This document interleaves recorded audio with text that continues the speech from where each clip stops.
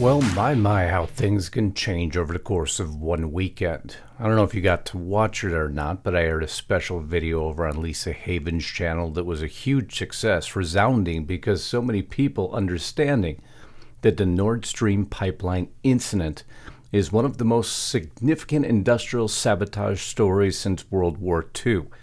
Their concern is, could it lead to World War III? It very well could.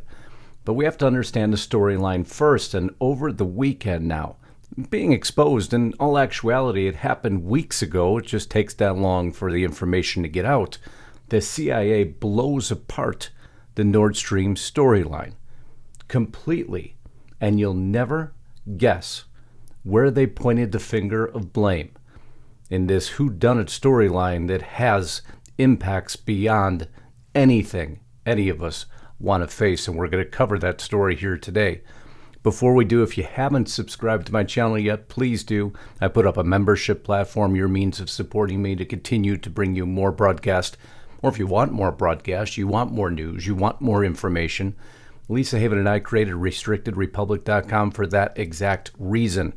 So many stories every day now developing, and so if you want all your news, no commercials, no interruptions, go again to restrictedrepublic.com. Discount code FREEDOM will get you $5 a month for 2 years, plus 14 days for free. That offer is not going to last long because we're about to bring on even more talent to the channel. On top of doing live broadcasts now, we did one over the weekend. Love you to go see it when you watch a free exchange of how information is supposed to happen. Again, no commercials, no interruptions. RestrictedRepublic.com, discount code FREEDOM at monthly checkout. But now let's get back to this broadcast. It is true that blowing up Nord Stream does not help Vladimir Putin. He would not do that. Why would he? But that doesn't mean that other countries wouldn't consider doing it. They would consider it, and we know they have considered it because at least one of them has said so in public. And Joe Biden suggested on camera that he might take out these pipelines. Oh, I have no need to show you that clip because I've already shown you it multiple times. Biden coming out and stating that if war in Ukraine was to break out, if the border was to be breached, that the Nord Stream would cease to exist. So that's one side of the story that we've heard so much about, but there's other sides we need to pay attention to. So many trying to point the finger of blame because they understand the relevance of who is to blame could trigger the catastrophic event of another war, which no one wants. Thank you, USA, a direct reference. Or 5 reasons why Russia is likely behind Nord Stream industrial sabotage. Russian military planners have long studied ways to target civilian infrastructure, but would they target their own infrastructure? The very thing that gives them power in the region. Not physical power, but power to dictate policy, trade agreements. I find that hard to believe myself, but many do believe that as a potential for Putin to expand his war footing, pointing the finger of blame at someone else, saying they did it, and now you can't stop me.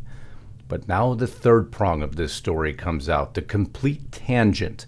This was published out of Spiegel, out of Germany. Attacks expose vulnerability of European infrastructure, but in this article was a very interesting statement, something that, again, skews this entire storyline. The aerial shots of circles of rolling seawater, a vast whirlpool, immediately became the focus of news reports around the world. But what is the story behind those images? Has Russia really opened up a new front? Did the United States, as immediately discussed by many voices on Twitter and other social media platforms, finally drive a stake in the heart of the pipeline project that it has always strongly opposed? Are Ukrainian forces involved? Well, that changes the storyline slightly, doesn't it? Is it conceivable that rogue units were at work, out of control intelligence agencies that wanted to write history on their own? Or was it, as is often reflectively whispered in conspiracy theorist circles when it comes to processing unexpected and perplexing developments, Israel's Mossad? They go further. The Germans were warned in summer by the CIA about a possible attack scenario on the Nord Stream pipelines. U.S. intelligence claimed to have intercepted Russian communications in which concerns were expressed about possible Ukrainian attacks on Western infrastructure. The Ukrainians allegedly tried to rent a boat in Sweden for this exact purpose. Although the CIA did not consider the scenario of a Ukrainian attack to be very credible, but the mere fact that the possibility of an attack on Western infrastructure was mentioned by the Russian side prompted the Americans to warn the Germans about the scenario. So now we have a third element to the story, don't we? But I think we need a little bit more background before even attempting to ask you for any determination as to what happened. Who opposed the Nord Stream pipeline the most? Some would argue that that would be the United States of America. U.S. imposes further sanctions in connection with Nord Stream 2 gas pipeline, or a different storyline. There's been lots of strange elements with the Biden administration. This one of the most perplexing of all, but will go to explain some of Putin's very resolute reactions as of late. Biden's no first use strategy would dismantle nuclear deterrence. Mr. Biden reportedly doesn't want the Pentagon to box him into the long-standing strategic ambiguity policy. What is this policy? Why would it suddenly change shape? A no first use policy would commit that under no circumstance of a non-nuclear attack against the U.S. or allies would use nuclear weapons first in response. Biden didn't like that policy. He wanted the option to go first, which is actually a terrifying development in itself. Could that have inspired Putin's strong reaction? I hope it all starts to make sense now. For every action, there's an equal and opposite reaction. Did you know that Russia and Ukraine were near a peace deal? And who uprooted that peace deal? Well, after Boris Johnson showed up, everything went sideways. Taking it a step further, Boris Johnson pressured Zelensky to ditch peace talks with Russia. Now, why would they want that? Isn't everybody's ultimate goal to have peace, to allow for independence? We'll leave you alone if you don't join NATO. It was a fairly simple accord. Of course, there's always a lot of loopholes in all of these. According to sources close to Zelensky, the Prime Minister of the United Kingdom, Boris Johnson, who appeared in the capital almost without warning, brought two simple messages from the EU and the United States of America. The first is that Putin was a war criminal. He should be pressured, not negotiated with. And the second, that even if Ukraine is ready to sign some agreements on guarantees with Putin, the US and the EU were not. Some calling that a sabotage of a peace deal because they don't care about Ukraine. They only care about the end goal, which is the biggest point of this entire argument. The West's aim is not the victory of Ukraine, it's the defeat of Russia. The problem is that nobody cares about Ukraine. We have just instrumentalized Ukraine for the purpose of U.S. strategic interest, not even European interest. Immediately thereafter, Putin drops peace deal in favor of Ukrainian land grab.